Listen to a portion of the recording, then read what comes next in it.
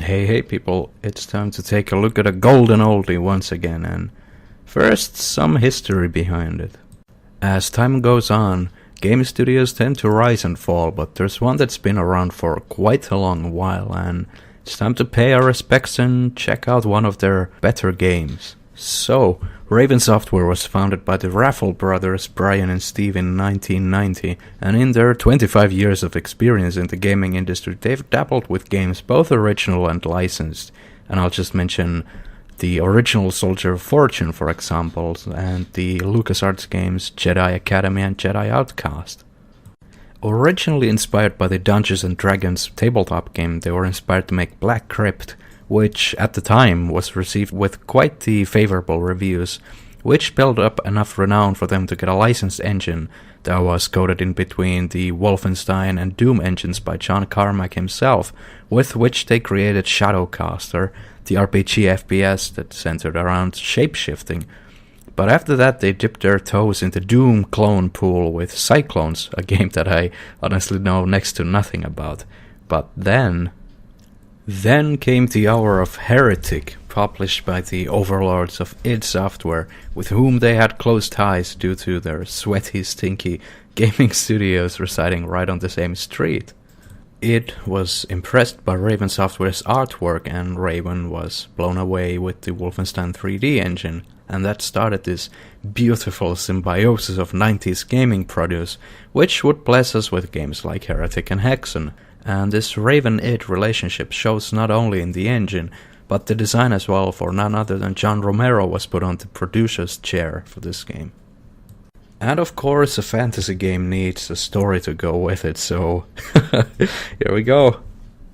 So, as always, the She, or that's elves to you non-magical folk out there, they prophesied the coming of Armageddon in the form of 3 coming from the eastern wilds, and they shall be given dominion over all that believed in them. And on the day that the children of the Sheed are no more, the earth shall be forever lost to the abyss.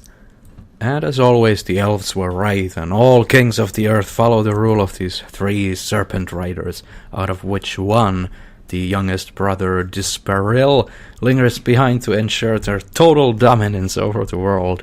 And only the Sheed are unaffected by this yoke of the Serpent Riders, and as such they're now branded heretics. So a holocaust led by the Serpent Riders, legions of beasts and undead hunt down every last elf, and this means you get to play my favorite trope, the vengeance-bound last survivor, yay!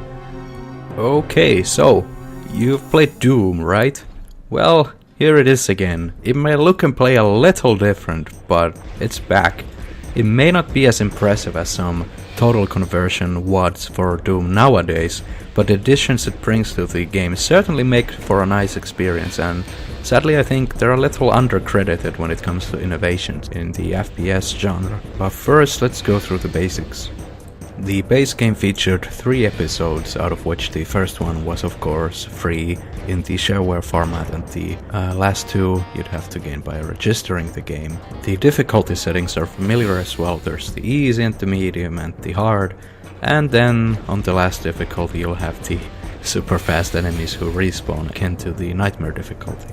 To me, the game has aged well, if not even better than Doom, due to the inventory system in place. To me, the fantasy base of the game offers greater imaginary freedom in level, enemy and weapon design, and as often as the games in the 90s had the problem where they couldn't sell a setting well due to limited storytelling within the game itself, Heretic, in my opinion, hits a home run with the dark fantasy atmosphere. The music by Kevin Schilder complements the broody look of the game with great and gloomy tracks with the occasional more memorable tones, even if the soundtrack here consists mostly of heavy percussions and haunting tunes. Something to note as well is the game engine's feature of ambient noises, such as blowing wind and the occasional cavernous droplets of water. And then onto the features that differentiate this from other FPS games of the time. And the inventory system is the first that springs to my mind. While the familiar old armor, maps and backpacks are still here, there's quite a few additions that stand on their own, and since it's an inventory system you can stack them up and use them when the time is right. It helps with the game's pacing a lot, cutting down on the time it takes to scrounge for health vials and medkits when you're low on health. Just pop the quartz flask and you're good to go. You'll have access to tried and true items such as the relative invisibility, which makes enemies aim their shots all wrong, which, if you're a veteran of the game, or Doom invisibility on that matter, it makes the enemy projectiles harder to dodge due to their more unpredictable trajectories when the enemies are confused. You can pick up a chaos device which takes you back to the beginning of the level when used. It's really handy for escapes or to speed up the occasional backtracking. There's a cute little time bomb, which, despite its apparent usefulness, ends up being a little lackluster due to the low damage it deals. For healing you have the aforementioned quartz flask, and then there's an urn to heal you up to full. And last but not least there's the Inhelicon's Wings of Wrath, which sound cool, but just kind of make you float and capable of hovering up and down to bypass some dangerous sections, or to flat out skip rooms if you're so inclined. But when it comes to this item, you should keep in mind that you can only use them in the level you found them on to prevent sequence breaking. And of course, torches are the medieval night vision goggles. There's also a spell by the name of Morph Ovum, which looks like a chicken egg, and when it hits enemies it transforms them into clucking little things. Weapons! Arguably the most important part of an FPS game besides things to shoot them at. You have your quarterstaff for whacking idiots, there's an elven wand if you want to play fantasy pistolero, there's a crossbow which shoots 3 ethereal bolts and functions basically as a shotgun, there's the dragon claw, and it'll be your hitscan machine gun. And as any weakened warlocks might know, you'll need a hell staff too for those sick nasty blood red placebo plasma rifle barrages. The rocket launcher is replaced by an ornate phoenix staff, which actually just knocks you back a bit when fired. It's a nice touch, but it isn't really useful even if you try to rocket jump with it. And to save the best duo for the last, the BFG is replaced by an inferior yet interesting fire mace, which spews low velocity pellets in volleys of 4 with the occasionally larger boulder. What makes this weapon curious is that it's a really early example of procedural generation, or randomness if you will. Even if it's placed on a map, it only has a rough estimate of 75% chance of appearing there in the first place. And if more than one spot is designated for the weapon to spawn at, only one will be chosen. The weapon itself is, well, cool, but it's quite hard to utilize well due to the pellets being affected by inertia and gravity. And the last one, my absolute favorite. Man, if you thought Chainsaw was cool enough in Doom to pull an Ash Williams and everything that moves, this time you get the flipping gauntlets of the Necromancer. I mean, look at these throat rippers. You just hold down the fire button and it spews rotten green death. So alright, the weapons may be hit and miss depending on your preference of fictional setting, but the twist here is, as you can see, tied to the inventory, because in the power-ups you have something called a Tome of Power, which, when used, empowers any weapon in your arsenal, turning your staff into a better staff. Your crystal wand gets a spread shot, the crossbow fires more big bolts instead of just the one, the dragon claw fires a single high damage shot that spreads into spiked orbs, the hell staff similarly hits once but then starts to rain acid on the spot of impact, the phoenix rod becomes a high DPS flamethrower, the fire mace will start shooting giant balls that insta-gib any non-boss enemies, and the gauntlets, as you saw, get red and add a lifesteal component to them, which, pro tip, lets you solo pretty much any enemy in the game. But can we just take a moment and realize that the Tome of Power was basically alternate fire modes before alternate fire modes were a thing? So to touch a bit more on the inventory system, it honestly fits the game like a glove. While the limitations like restricting the wings to the level you pick them up on might be necessary, there's still the element of stacking heal flasks, time bombs and teleports for a rainy day. It'll add a nice dynamic to the game, and losing your stockpile when you die, unless you save regularly, can really add a layer of challenge to the game. And that's a segue to challenges. The enemy variety here is your standard, yet somewhat inspired dark fantasy fare, from imp-like gargoyles and skeleton warriors to golems and dark wizards. There's a few more unique foes like were-dragons, fast and dangerous in range and melee. There's the saber claws with their low chance of flinch when shot, and the special commendation goes to the Iron Liches, the spooky floating metal skulls that spew ice, fire and tornadoes.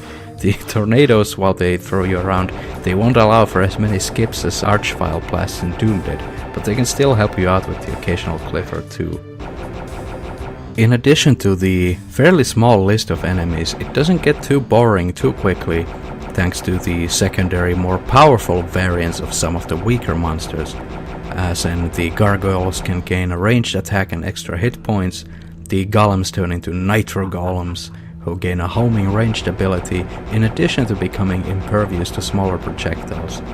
The undead warriors get a hard-hitting splash damage attack along with the ghostly treatment, but besides from these few beefier versions of the smaller common enemies, there isn't too much you have to learn in the way of enemies. Then what makes the game fun to play? Honestly, for me it has to be the setting and the level design.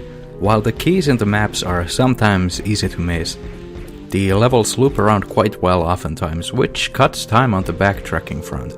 And much like in Doom, the automap feature is, of course, still present, and it's a good way to keep track of unexplored areas. And I'd love to see this featured in more modern games, if only they weren't stuck in the corridor shooter format. And being a fantasy-based game, it's near and dear to my heart.